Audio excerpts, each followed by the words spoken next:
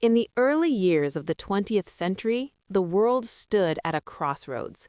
Empires ruled vast territories, kings and emperors commanded millions, and industrial power promised progress and prosperity.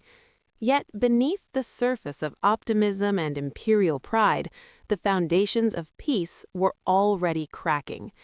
Europe, the heart of global power, had become a continent of rivalries, alliances, and silent fears. No one yet knew it, but humanity was approaching the brink of its most devastating conflict. World War I was not just another war. It was the first truly global conflict, a war that shattered empires, transformed societies, and introduced a level of destruction never seen before. It changed how wars were fought, how nations were governed, and how people understood life, death, and power. When it ended in 1918, the world that emerged was fundamentally different from the one that had entered the war in 1914. This is the story of World War I, the war that changed the world forever. Before the guns began to fire, Europe was dominated by powerful empires. The British Empire stretched across continents, ruling over millions from India to Africa. France possessed colonies around the globe and remained a major military power.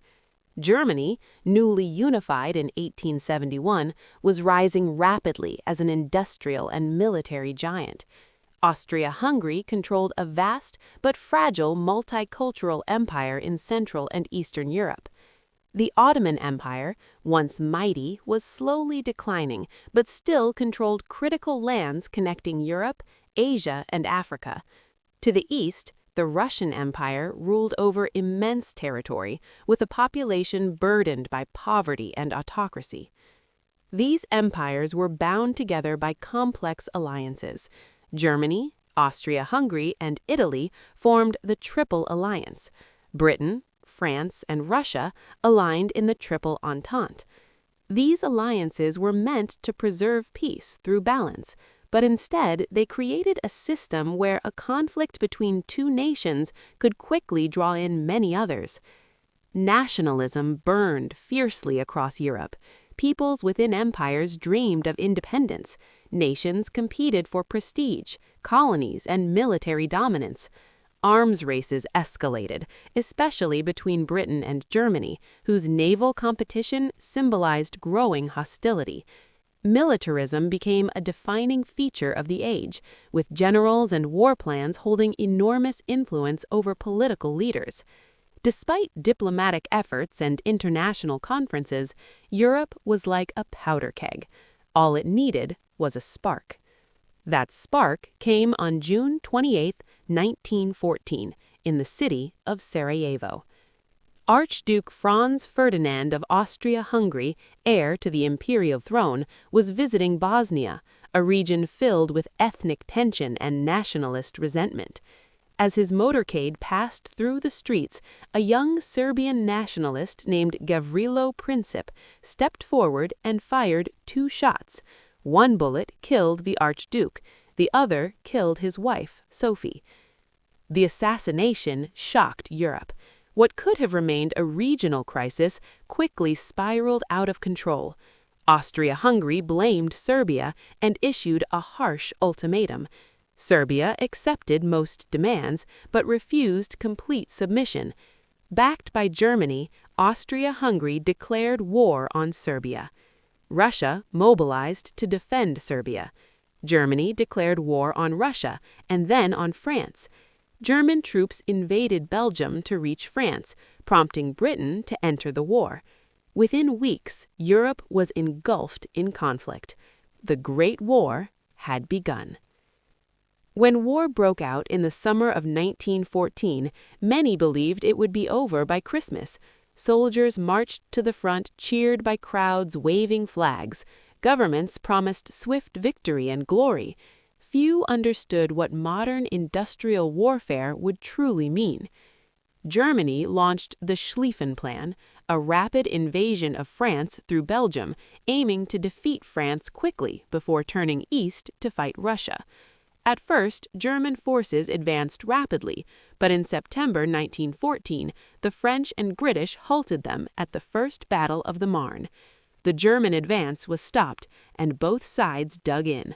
What followed was a nightmare neither side had anticipated. By the end of 1914, the Western Front had become a continuous line of trenches stretching from the North Sea to the Swiss border. Soldiers lived in muddy, rat-infested trenches under constant threat of artillery fire and sniper attacks. Disease spread rapidly, food was scarce, sleep was nearly impossible.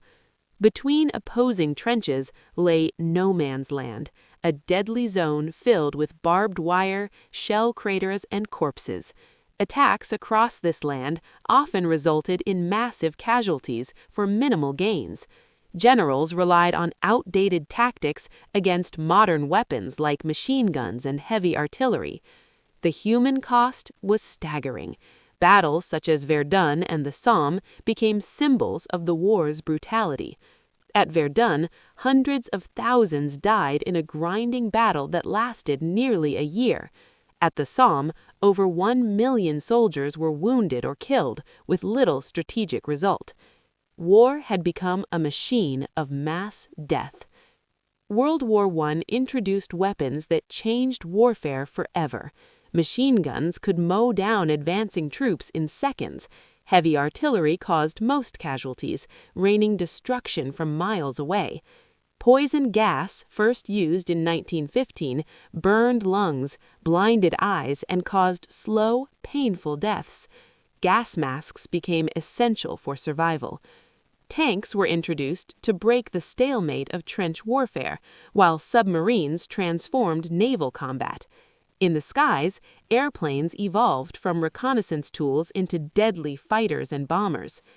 Technology had outpaced morality. Humanity had entered an age where industrial power could annihilate millions. By 1915, it was clear that World War I would not be short, nor would it remain confined to Europe. The great empires that dominated the world dragged their colonies and distant territories into the conflict. Soldiers, laborers, and resources from Africa, Asia, the Middle East, and the Pacific were mobilized at an unprecedented scale. What had begun as a European struggle now spread across continents and oceans. Millions who had little understanding of European rivalries were suddenly forced into a war they had not chosen. For them, World War I was not only a foreign conflict, it was a turning point that reshaped their own histories forever. One of the most significant moments in the globalization of the war came when the Ottoman Empire entered the conflict in late 1914. Once a dominant power spanning 3 continents, the Ottomans were now weakened by internal decay, economic hardship, and nationalist revolts. Seeing an opportunity to regain lost prestige and territory, Ottoman leaders allied with Germany and Austria-Hungary. With the Ottoman entry, the war expanded into the Middle East, North Africa, and the Caucasus. The Ottomans controlled vital strategic locations, the Dardanelles Strait, which connected the Mediterranean Sea to the Black Sea. This waterway was crucial for supplying Russia. To break the deadlock on the Western Front and knock the Ottomans out of the war, Britain and France launched the Gallipoli Campaign in 1915. The Gallipoli Campaign was intended to be a bold and decisive strike. Allied forces, including large numbers of Australian and New Zealand soldiers, Anzacs, landed on the rugged shores of the Gallipoli Peninsula. But the plan failed disastrously. Ottoman forces, commanded by a rising officer named Mustafa Kemal, later known as Ataturk, mounted fierce resistance. The terrain was unforgiving, supply lines were weak, and leadership was flawed. Months of brutal fighting resulted in enormous casualties on both sides. By early 1916, the Allies withdrew. Gallipoli became a symbol of sacrifice, especially for Australia and New Zealand, whose national identities were deeply shaped by the campaign. For the Ottomans, it was a rare and powerful victory that temporarily restored pride and unity. As fighting continued, the Middle East became a crucial battleground. Britain sought to weaken the Ottoman Empire by encouraging Arab rebellions. British officials promised Arab leaders independence after the war in exchange for rebellion against Ottoman rule. One of the most famous figures of this campaign was T.E. Lawrence, known as Lawrence of Arabia. He worked with Arab fighters, launching guerrilla attacks on Ottoman supply lines and railways. These actions helped destabilize Ottoman control in the region. At the same time, however, Britain and France were secretly negotiating the Sykes-Picot Agreement, dividing much of the Middle East into spheres of influence between themselves. These secret plans contradicted promises made to Arab leaders and planted the seeds for future conflict.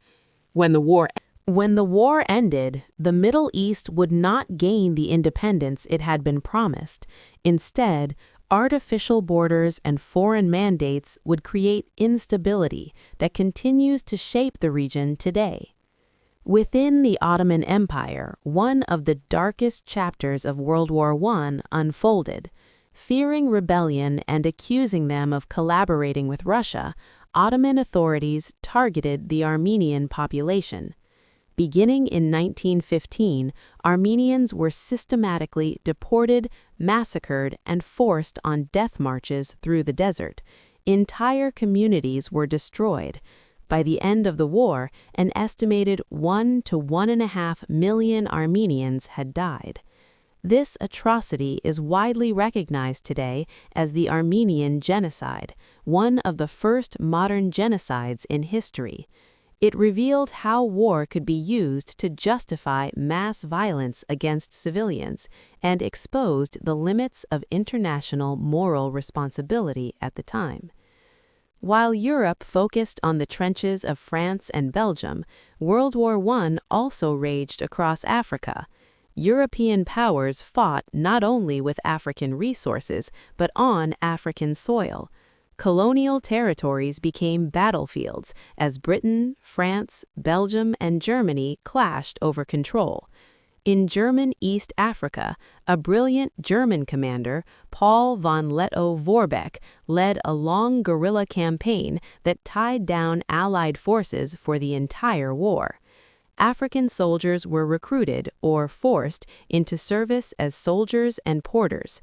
They carried supplies through harsh terrain, often under brutal conditions. Disease, starvation, and exhaustion killed hundreds of thousands.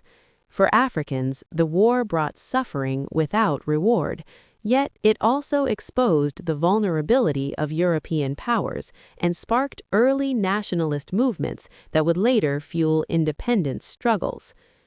World War I also reached Asia and the Pacific. Japan, allied with Britain, seized German colonies in China and the Pacific. This expansion strengthened Japan's position as a rising imperial power. In India, then under British rule, over 1 million Indian soldiers served in the war. They fought in Europe, the Middle East, and Africa.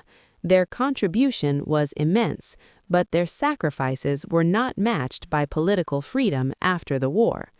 Across Asia, the war weakened European dominance and inspired anti-colonial movements. Many colonized peoples began to ask a powerful question. If Europeans could slaughter each other on such a scale, were they truly destined to rule the world? As the war spread globally, it became a total war, one that demanded the full mobilization of entire societies. Factories were converted to produce weapons. Women entered the workforce in unprecedented numbers. Governments controlled food supplies, industry, and information. Propaganda shaped public opinion, portraying enemies as monsters and war as a noble cause. Civil liberties were often suppressed in the name of national security. Hunger and exhaustion became common, especially in blockaded nations like Germany and the Ottoman Empire. The war was no longer just fought by soldiers, it consumed civilians, economies, and cultures. By 1917, the world was exhausted, millions were dead, empires were cracking under pressure, hunger and anger fueled revolution. One great power would soon collapse from within, while another would enter the war and tip the balance forever. The fate of the world now hung on two turning points: the fall of Russia and the rise of the United States.